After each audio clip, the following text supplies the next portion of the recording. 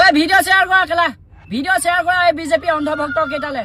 আমাৰ কি উল্লু বুলি ভাবিছে নেকি আমি একো নেজানো বুলি ভাবিছে নেকি বিজেপি চৰকাৰ তথা এই বিজেপি চৰকাৰৰ অন্ধভক্তসকলে চামচাগিৰি কৰা সকলে হা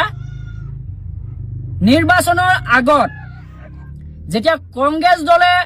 কেম্পেইনিং কৰিছিল বিভিন্ন কেম্পেইনিংৰ অনুষ্ঠানত গৌৰৱ গগৈ নালাগে কংগ্ৰেছৰ বহু ডাঙৰ ডাঙৰ নেতা পালি নেতাই কৈছিল এটা কথা কৈছিল যে যদিহে আমাৰ কংগ্ৰেছৰ চৰকাৰ আহে তেতিয়াহলে আমি 100 দিনৰ ভিতৰত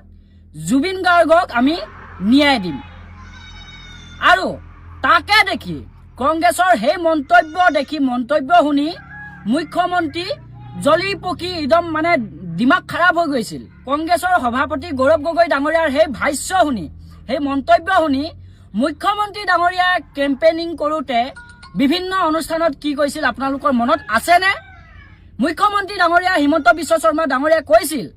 যে যদিহে আমাৰ চৰকাৰ আহে আমাক ভোট দিয়ক যদিহে আমাৰ চৰকাৰ আহে তেতিয়াহলে আমি 100 দিন নালাগে আমি 10 দিনৰ ভিতৰত আমি জুবিন গাৰ্গক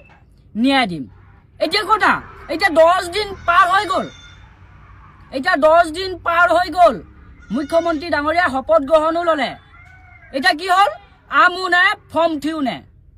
এতিয়া কিন্তু জুবিন গাৰ্গৰ নাম শুনিলে মুখ্যমন্ত্ৰী ডাঙৰীয়াও কিন্তু খংহে উঠে হা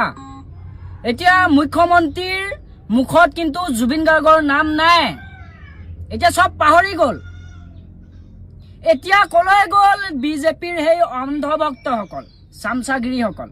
কেইখনমান আসনৰ লোভত কেইটামান ভোটৰ লোভত ইমান ডাঙৰ এটা মিছা কথা ক'ব পাৰেনে এগৰাকী মুখ্যমন্ত্ৰীৰ মুখত ইমান মিছা কথা হুবা পায়নে আপোনালোকে কওক হা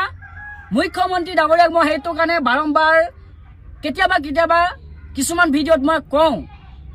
মোৰ এইখন মুখেৰে 10 দিন নালাগে তেওঁ গোটেই জনমটো মুখ্যমন্ত্ৰীৰ গাড়ীখনত বহি থাকক কিন্তু ন্যায় দিব নোৱাৰে